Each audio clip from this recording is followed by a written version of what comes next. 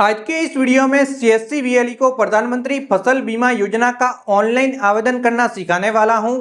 आवेदन के दौरान लगने वाले डॉक्यूमेंट और आवेदन के दौरान किन किन बातों का ध्यान रखना है, ये सब कुछ जानकारी आज के इस वीडियो में देने वाला हूं। तो अगर आप एक सीएससी वीएलई हैं और किसानों के प्रधानमंत्री फसल बीमा योजना के आवेदन करना चाहते हैं तो इस वीडियो को देखना है, समझना है और उसके बाद इन स्टेप को फॉलो करके आप भी ऑनलाइन आवेदन कर सकते हैं। तो आइए दोस्तों, चलते हैं कंप्यूटर स्क्रीन पे और जानते हैं कि किस प्रकार से प्रधानमंत्री फसल बीमा योजना के अंदर ऑनलाइन आवेदन सीएससी के माध्यम से किया जा सकता है। सबसे पहले गूगल पे जाके PMFBY लिख के सर्च करना है और आपको ये वाला पोर्टल दिखाई देगा जिसके ऊपर आप जस्ट क्लिक करेंगे। उसके बाद प्रीमियम वाले ऑप्शन पे क्लिक करके प्रीमियम कैलकुलेट करके किसान को बता देंगे। अगर किसान एग्री हैं तो उसके बाद किसान का आप ऑनलाइन आवेदन करेंगे। ऑनलाइन आवेदन करने के लिए जस्ट यहाँ पे आप क्लिक करेंगे और आप सीएससी वाले ऑप्शन पे क्लिक करके लॉगिन हो जाएंगे। तो यहाँ पे अपनी सीएससी आईडी, पासवर्ड व कैप्चा कोड दर्ज करके साइन इन पे क्लिक करेंगे। उसके बाद आपका स्टेट कौन सा है, कौन से स्टेट का आप बीमा कर रहे हैं वो स्टेट लेना है। उसके बाद खरीफ 2024 का ऑप्शन मिलेगा, अभी आप देख सकते हैं, और यहाँ पे प्रधानमंत्री फसल बीमा योजना ही लेना है। और उसके बाद यहाँ पे क्लिक करेंगे। उसके बाद एप्लीकेशन, फिर एप्लीकेशन फॉर्म पे आप जस्ट क्लिक करेंगे। यहाँ पे क्लिक करते ही यहाँ पे सबसे पहले किसान के बैंक खाते की डिटेल डालनी है। अगर किसान के बैंक खाते के डिटेल IFSC कोड से डालना चाहते हैं तो यस लेना है। अगर बिना IFSC कोड के डालना चाहते हैं तो नो लेना है। तो मैं IFSC कोड से डाल रहा हूं तो मैं यस लूँगा और यस लेने के बाद IFSC कोड डालूंगा और यहाँ पे किसान के बैंक खाते की डिटेल दर्ज करूँगा। तो यस किया, ये सबसे आसान है। और यहाँ पे IFSC कोड दर्ज करने हैं बैंक के। फिर वेरीफाई पे जस्ट आपको क्लिक करना है। तो यहाँ पे सबसे पहले स्टेट नेम आ जाएगा, डिस्ट्रिक्ट आ जाएगा, बैंक का नाम आ जाएगा, ब्रांच नेम आ जाएंगे और अकाउंट के अंदर सेविंग है या फिर लोन अकाउंट है वो लेना है। फिर अकाउंट नंबर यहाँ पे लिखने हैं। अकाउंट नंबर को यहाँ पे कंफर्म करना है। अकाउंट होल्डर का नाम वगैरह लॉक आएगा, कुछ भी करने की जरूरत नहीं है। उसके बाद जस्ट आप यहाँ पे क्लिक करेंगे। यहाँ पे क्लिक करने के बाद अगर किसान के पहले कभी भी इस योजना में आवेदन कर रखा है तो ऑटोमेटिक डिटेल आ जाएगी अगर इस बैंक से भरा है। अगर नहीं भरा, फ्रेश हैं, तो डायरेक्टली आपको डिटेल फिलअप करनी होगी। तो जस्ट मैं यहाँ पे क्लिक करता हूँ। उसके बाद यहाँ पे name as per passbook, bank खाते पे किसान का क्या नाम है वो यहाँ पे लिखना है। उसके बाद आधार कार्ड पे क्या नाम है वो यहाँ पे लिखना है।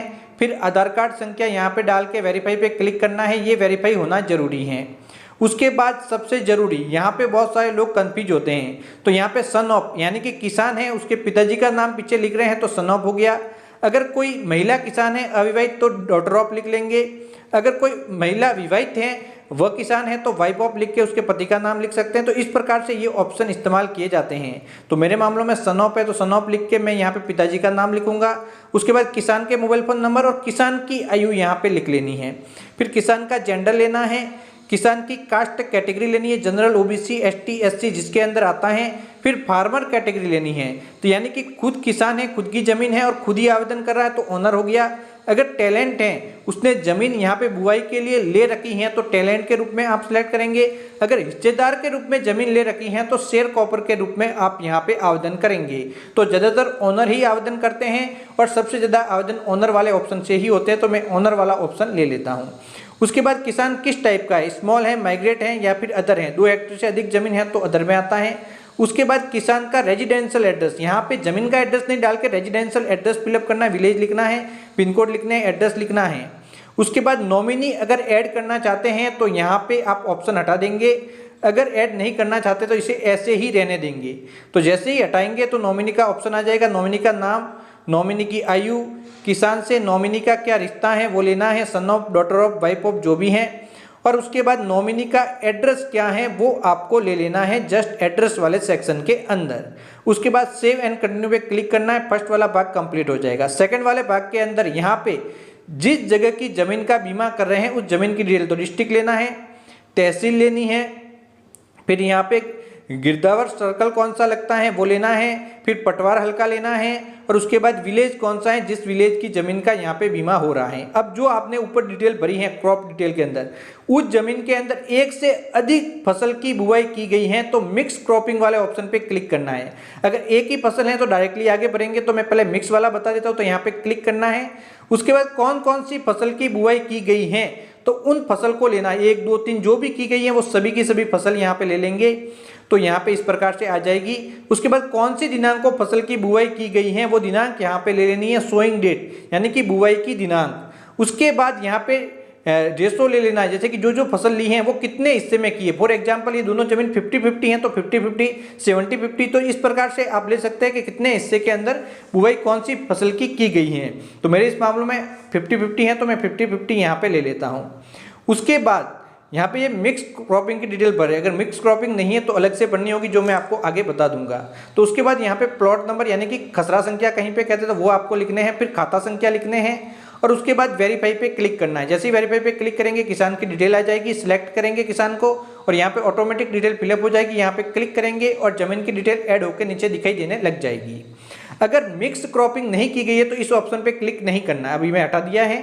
अभी आप देख सकते हैं अब कौन सी एक फसल की बुआई की गई है जमीन में, तो वही फसल ले लेनी है।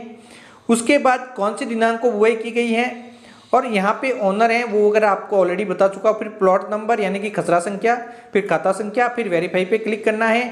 इस खाते के अंदर अगर एक से अधिक किसान है तो वो सभी आ जाएंगे, तो उस किसान का आप सिलेक्ट करेंगे जिस किसान का आप आवेदन कर रहे हैं। तो जस्ट यहाँ पे क्लिक करके सबमिट पे क्लिक करेंगे तो, और यहाँ पे जैसे क्लिक करेंगे तो इस प्रकार से आ जाएगा। तो अगर कुल कितना एरिया है किसान का वो आ जाएगा, और पहले से कोई बीमा हो रखा है तो वो यहाँ पे बता देगा, नहीं हो रखा तो 0 बताएगा। उसके बाद जस्ट सबमिट पे क्लिक करेंगे, यहाँ पे डिटेल ऑटोमेटिक आ जाएगी, प्रीमियम वगैरह कितना लगेगा वो भी यहाँ पे बताएगा। तो ये भी एक बार किसान को आपको बता देना है।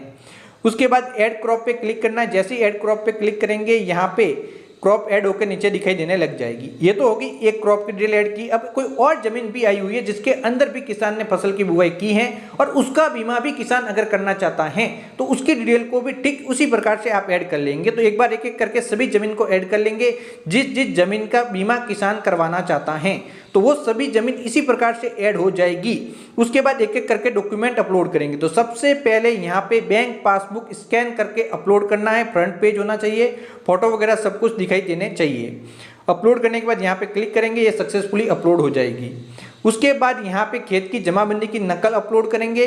तो ओपन पे क्लिक करेंगे तो जो खेत की जमाबंदी की नकल है, अगर एक से अधिक जमीन है तो सभी की एक PDF फाइल बना के उसके ऊपर पटवारी के हस्ताक्षर या फिर डिजिटल हस्ताक्षर होने चाहिए, तो उसे आप यहाँ पे अपलोड कर लेंगे।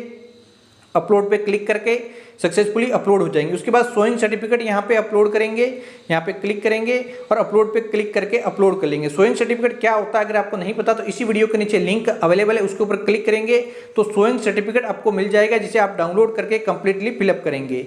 तो फिलअप करना भी मैं आपको आगे बताऊँगा। जस्ट यहाँ पे क्लिक करना है, अपलोड हो जाएगा। उसके बाद इसको फिलअप कैसे करना है, तो फिलअप करना बड़ा ही आसान है। उसके अलावा टैलेंट सर्टिफिकेट है उसे भी अपलोड कर सकते हैं। तो ये यहाँ पे आ गया। तो सबसे पहले किसान का नाम यहाँ पे लिखना है। उसके बाद किसान के पिताजी का नाम जस्ट यहाँ पे लिखना है, फिर उसका एड्रेस वगैरह यहाँ पे लिख लेना है। उसके बाद जिस जिस फसल की बुआई जिस जिस जमीन के अंदर की गई है उसका कंप्लीट विवरण यहाँ पे दर्ज कर लेना है। अगर एक से अधिक जमीन है तो उसका भी ऐड करेंगे, एक से अधिक खाते हैं तो उनका भी ऐड करेंगे, तो एक से अधिक फसल है तो वो भी ऐड करेंगे। उसके बाद यहाँ पे किसान के हस्ताक्षर हो जाएंगे, बैंक खाता संख्या हो जाएंगी और इस प्रकार से ये फॉर्म कंप्लीटली फिलअप हो जाएगा। उसके बाद जस्ट प्रीव्यू पे क्लिक करेंगे, प्रीव्यू की जांच करेंगे फॉर्म बिल्कुल सही भरा गया है या फिर नहीं। बिल्कुल सही होने की दिशा में किसान से वेरीफाई करवाने के बाद जस्ट सबमिट पे क्लिक करेंगे और उसके बाद इस प्रकार का ऑप्शन आएगा। तो जस्ट आप यहाँ पे क्लिक करेंगे और यहाँ पे जस्ट नीचे जो बटन है यहाँ पे क्लिक करके पेमेंट करना है। तो यहाँ पे जस्ट क्लिक करना है, पेमेंट गेटवे पे आ जाएंगे, CSC ID के पासवर्ड डाल के वैलिडेट पे क्लिक करेंगे और जो भी प्रीमियम है उसका भुगतान करना है। उसके बाद वॉलेट पिन डालेंगे, वॉलेट पिन डालने के बाद पे पे क्लिक करेंगे। जैसे ही पे पे क्लिक करेंगे पेमेंट सक्सेसफुली हो जाएगा और प्रिंट पे क्लिक करके जो अभी आवेदन किया है उसकी रिसिप्ट की प्रिंट आउट निकाल के किसान को दे देंगे।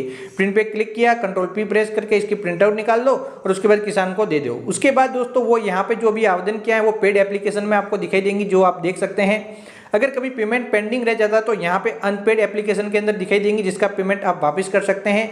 अगर कोई ऑब्जेक्शन मिलता है तो वो एप्लीकेशन यहाँ पे दिखाई देंगी और जो आपने आवेदन किया है वो एप्लीकेशन अप्रूव हो जाने के बाद यहाँ से आवेदन किया वो अप्रूव होगी तो यहाँ पे दिखाई देने लग जाएगी। तो यहाँ पे दिखाई देने लगे इसका मतलब आपका काम कंप्लीट हो गया। अगर रिजेक्ट हो जाती हैं तो वो यहाँ पे दिखाई देती हैं।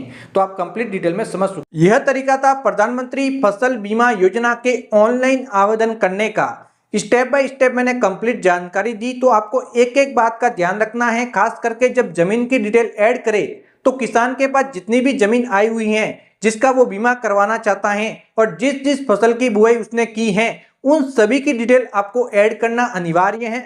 अगर कोई डिटेल पेंडिंग रह जाती है तो किसान को समस्या आ सकती है। तो किसान को पहले बता लेना है कि कौन कौन सी जमीन आपके पास मौजूद है और कौन कौन सी जमीन का आप बीमा करवाना चाहते हैं। तो वो सभी जमीन ऐड करके आपको आवेदन करना है। तो आवेदन का प्रोसेस कंप्लीट डिटेल में ऑलरेडी मैं आप सभी को समझा चुका हूं। जानकारी अच्छी लगी हो तो चैनल को सब्सक्राइब भी करना है, ऑल नोटिफिकेशन भी ऑन करना है, जिससे कि ऐसे ही और वीडियो सबसे पहले आप तक पहुंच सके। तो बाय बाय।